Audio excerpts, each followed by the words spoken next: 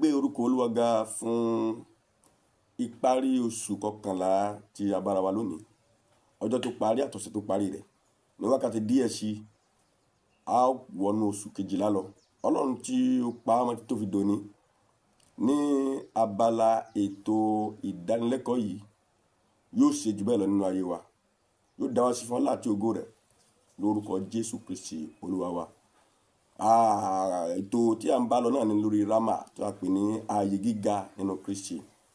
Ní ọ̀sẹ̀ tó kọjá gbéyẹ̀wò kí ni àwọn nǹkan tó yẹ kó ṣáájú láti ní ààyè gíga nínú Kristi. A ní ká fi ìjọba Ọlọ́run ṣàkọ́kọ́ pé òun yòókù yóò dàbí magnet tí ó tẹ̀lé ìjọba yẹn. Lónìí a tún tẹ̀síwájú, à ń wo kí ni àwọn nǹkan tí a lè ṣe láti fún wa ní ààyè gíga yẹn nínú Kristi. Òun náà ni ìrúbọ. Àwa wo tí a ń pè ní ìrúbọ, májẹ̀mú láéláé jẹ́ kó yé wa. Tí ẹ bá wo Genesis, Leviticus, Exodus, Leviticus, Number, Deuteronomy, gbogbo àwọn ìwé márààrún wọ̀nyí kún fún ètò ìrúbọ tọ́lọ́run ṣe fún àwọn Ísírẹ́lì láti sìn, láti wà. Bàbá ṣe wo májẹ̀mú titun pàápàá, a bí májẹ̀mú titun sórí ìrúbọ, ànírúbọ Jésù Kristi, ètò pa ìrúbọ ti májẹ̀mú láéláé rẹ́. Nínú ìwé Genesis orí 4 ẹsẹ̀ 3 sí ẹsẹ̀ 4, a rí ìtàn ayé Kéènì àti Ébẹ́lì níbẹ̀. A rí pé Ébẹ́lì ó ní ìmọ̀lára ẹ̀ṣẹ̀, ó wá gbé ẹran ó fi ṣèrúbọ.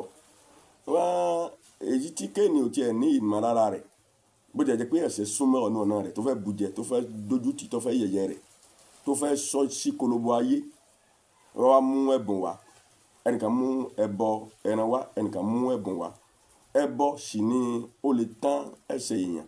Wọ́n tó pé kò ní òye ẹ̀ṣẹ̀, tẹ́ṣẹ̀ sì ń bùjẹ lẹ́ṣẹ̀, tẹ́ṣẹ̀ sì súnmọ́ ẹ̀ṣẹ̀, tó ró ẹ̀ṣẹ̀ má sọ, tó dé fìlà, tó dé ẹ̀ṣẹ̀ má fìlà, tó dé má ṣòkòtò rẹ̀ àbí kóòtù rẹ̀, síbẹ̀ kò lóye rẹ̀.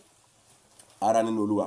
A bá wo bí Ébẹ́lì sì jẹ́ alájọjùmọ̀pọ̀ pẹ̀lú àwọn akọni ìgbàgbọ́ níwèé Hébérù 11:4.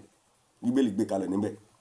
Mo pé nípa ìgbàgbọ́ Ébẹ́lì rú ẹbọ, a rí pé ẹbọ rẹ̀ ń sọ̀rọ̀, àní títí tó fi di òní yìí. A rí pé kò sí bí èèyàn bá gbé nǹkan kan kalẹ̀, èèyàn lè ní nǹkan kan. Nínú ìwé Matthew orí 13 ẹsẹ̀ 44-40, Matthew 13, 44-46, Matthew 13, 44-46. A ní ọkùnrin kan bẹ́ẹ̀ tí ó rí ìṣúra kan nínú oko kan. Nítorí ayọ̀ láti ní ìṣúra yẹn, ó wá lọ ta gbogbo ohun tó ní láti rà. Ó tún dàbí ọkùnrin olókoòwò kan tó náà tó ń rí ìṣúra kan nínú oko kan, gbogbo ohun tó náà ń lọ tà láti ní ìṣúra yẹn. Kí a mọ̀ pé ẹni tí a bá fẹ́, tí a sì ní capacity láti tà, tí a bá fẹ́ ní, a ó ta àwọn nǹkan kan. Gbogbo Bíbélì gbogbo ohun tó kùnrin yìí ní pátá ló tà. Eléyìí ó mú kó, eléyìí ó mú kó, eléyìí ó mú kó, ó wọnú ilé rẹ̀, bẹ́ẹ̀dì ó mú kó, àga ó mú kó, ẹní ó mú kó. Ó tún wo àwọn gíláàsì máa fi ń wo, ó gbogbo ẹ̀ pátápátá láti ra ohun kan. Ìyẹn pọ̀ láti ní ìgbàlà Kristi. A ó ta iṣẹ́ ara, a ó ta ìfẹ́ ara, a ó ta ìgbọràn, a ó ta ẹ̀ṣẹ̀ èyí tí ó rọrùn láti dì mọ́ wa. Ẹ̀ṣẹ̀ ìkọ̀kọ̀ àtẹ̀ṣẹ̀ gbangba pátá la ó ta láti ní ìgbàlà Kristi. Ìgbàlà Kristi tá à ń fẹnu jẹ́ lónìí yìí, ṣáàjẹ́wọ́ Jésù ló gẹ́gẹ́ bí Olúwa tó lọ gbàlà rẹ̀, ṣáàjẹ́wọ́ Jésù gẹ́gẹ́ bí kí ló tà tí ó fi jẹ́wọ́, kí ló tà tí ó fi ní. Jíjẹ́wọ́ làkọ́kọ́ àti kíkọ̀ sílẹ̀ kó tó bá ní ìgbàlà Kristi. Bí ẹ fẹ́ ní agbára Ọlọ́run, bí ẹ fẹ́ lẹ́gbọ̀n ẹ̀mí mímọ́, bí ẹ fẹ́ ní èso ẹ̀mí, nǹkan kan ni ó tà. A sọ nípa owó lọ́wọ́lọ́wọ́ báyìí, ṣùgbọ́n yóò ta àwọn nǹkan tó filẹ̀ yẹn torí Kristi yẹn náà ló ta. Nínú ìwé Fílípì pàápàá orí 3 ẹsẹ̀ 7 sí 8, Apọ́sítélì Pọ́ọ̀lù sọ níbẹ̀ pé ohun tó já sí èrè fóun ló ń kà sí òfò nítorí Kristi. Òun wá kà wọ́n sí ìgbẹ́ kóun kó lè bá àwọn ìka. A lè pé àwa wo ní tó ṣẹlẹ̀ láàrin àwọn ọmọ Skéfà àti ẹlẹ́mìí èṣù ni. Àwọn ẹ̀mí èṣù yẹn fa àwọn ọmọ yẹn ya. Wọ́n ní jẹ́ àpò àwọn ọmọ Jésù, àwọn ọmọ Apọ́sítélì Pọ́ọ̀lù tá a lẹ́yìn Kírísítẹ̀nì làwọn náà. Kírísítẹ̀nì làwọn náà táwọn náà làwọn fẹ́ ṣe deliverance àwọn èèyàn. Ẹlẹ́mìí èṣù fa wọn ya. Bíbélì sọ fún wa pé ní òun ló lé wọn kó nu ilé.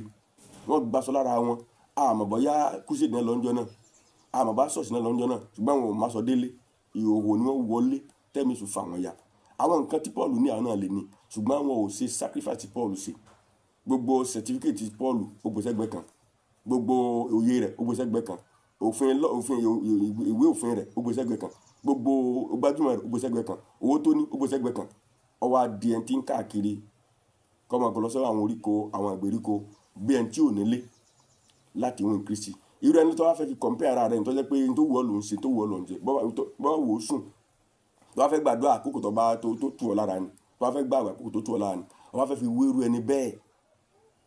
So torí náà láìsí ìrúbọ a ò lè ní àwọn nǹkan tí a pè ní àlùmọ́ọ́nì treasure, kò ṣeé ní. A rí inú ọgbà Édẹ́nì kó tó nígbà tí àwọn Ádámù àti Éfà tí wọ́n bọ́ sí ìhòhò, Ọlọ́run láti pa ẹran láti faṣọ bò wọ́n, ìyẹn ni ìrúbọ. A rí Nóà lẹ́yìn ìgbà tí ìkún omi lọọlẹ̀, inú ẹran ké méjì tó mú náà, ìyẹn tó ti pa ẹyọ kan báyìí nísìnyí kò sí mọ́ nìyẹn, ó tún múnú rẹ̀ ó tún fi rúbọ sọ́lọ́run. Ará Ábúráhámù ọmọ bí rẹ̀ kan ṣoṣo tó fi ògbólógbòó ọjọ́ orí bí ó fi rúbọ sọ́lọ́run. Ará Ẹ́sítérì tó fi ìrúbọ bí má lè kú kí n kú, má lè gbé kí n ṣègbé, tó fi gbára rẹ̀ àtàwọn ẹbí rẹ̀ sílẹ̀. Àti ìtàn náà lọ rẹpẹtẹ bẹ́yẹn ara ní Olúwa. Now tí ni ìrúbọ tí òrùkọ náà nílò láti lọ sí lẹ́fù míì nínú Ọlọ́run, láti dé lẹ́fù míì àwọn nǹkan tí à ń béèrè, àwọn nǹkan tó yẹ ká ní. Owó wa ń bẹ ńbẹ̀, àkókò wa ń bẹ ńbẹ̀, iṣẹ́ wa ń bẹ ńbẹ̀. Na ọmọkùnrin kan ló gbé mú èso méjì lọ́wọ́ lákòókò kan bẹ́yẹn. Èso méjì ń bẹ lọ́wọ́ rẹ̀, ọ̀kan ti rà, ọ̀kan sì tuntun, ọ̀kan fresh dáadáa. Wọ́n fẹ́ fún ọ̀rẹ́ rẹ̀ ní ọ̀kan nínú èso yìí. Bẹ́ẹ̀ gáà nínú ti rò ìwọlẹ̀ kó fún ọ̀rẹ́ rẹ̀. A rí pé gẹ́gẹ́ bí òye àti ìjọmọlúàbí èyí tó tuntun yẹn tó dáa yẹn kò lè fún ọmọ ọ̀rẹ́ rẹ̀ léèso tó ti rà. Èyí tó fresh yẹn ló fẹ́ kó fún ọ̀rẹ́ rẹ̀.